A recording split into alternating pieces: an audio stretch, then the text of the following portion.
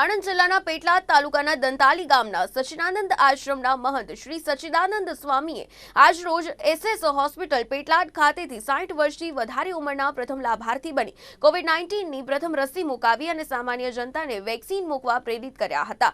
સ્વામી સચ્ચિદાનંદ મહારાજને corona vaccine આપવામાં આવી અને મેડિકલ સ્ટાફ દ્વારા મહારાજ શ્રીને વેક્સિનેશન બાદ લેવાની તમામ કાળજી વિશે માહિતગાર કરવામાં આવ્યા હતા।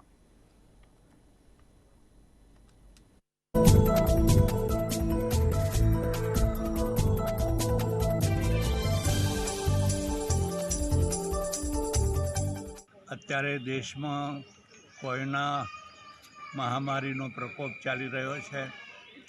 આખી દુનિયા એમાં ત્રસ્ત છે અને ભારતના સદભાગ્ય સમજો કે ભારતે બહુ સારું વેક્સિન શોધી કાઢ્યું છે અને ભારતમાં અને બહારના દેશોમાં પણ એનો સારો પ્રચાર થઈ રહ્યો છે। આજે મેં લીધું છે એ વેક્સિન અને હું સૌને અપીલ કરું છું કે તમે પણ આ પ્રકારે વેક્સિન લો અને આ કોરોના મહામારીથી બચવાનો પ્રયત્ન કરો।